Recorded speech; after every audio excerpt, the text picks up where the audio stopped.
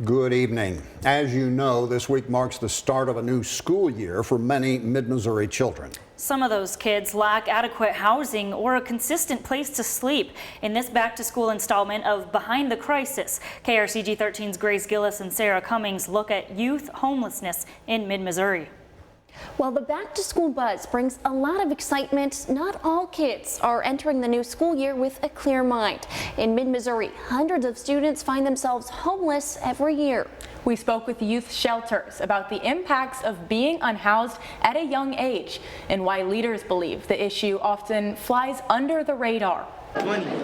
These are just kids. Kids who, in some cases, have already faced enough hardship to last a lifetime. They have not had adults rally behind them in the way that every child deserves. Halo in Jefferson City provides resources to at-risk youth and shelter to girls ages 16 to 20. Homelessness in youth looks different than it does with adults. We're not seeing kids on street corners with signs. They're couch surfing. They're living in unstable situations. Director Kayla Keller sees youth every day who lack much more than housing. They don't believe in themselves because no one ever has, and they've been let down by so many adults. One story in particular stands out. We had a young person who moved here. Keller recalls taking a young woman to get her first pair of glasses. And we walked outside and she said, there are leaves on the trees and you can see them. And she was in college.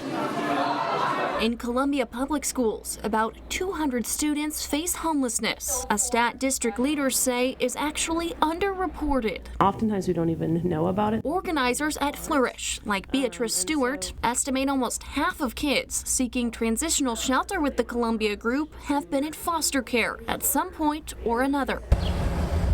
Many end up exiting that system without a place to land. All are officially aged out by 21 years old. They don't have that family or that support system in place. She says a significant portion of unhoused youth identify in the LGBTQ+ community. A lot of those youth have been kicked out of their parental home. The instability of being unhoused taking a toll on young, developing minds. They're very vulnerable at that age. A lot of these youth have faced trauma that none of us have ever experienced already. She says experiences during these formative years can even shape the brain's biology. They say, like, if you were abused as a young child at 8 years old, there's parts of your brain that are still stuck at 8 years old. Their focus often shifts, and surviving becomes top of mind. If they don't know where their next meal is coming from or whether or not they're gonna have a place to sleep tonight, like, they're not gonna be able to figure out how to get a job. But amid these challenges, leaders say progress is made one day at a time. The youth that we're working with are going to be the adults and leaders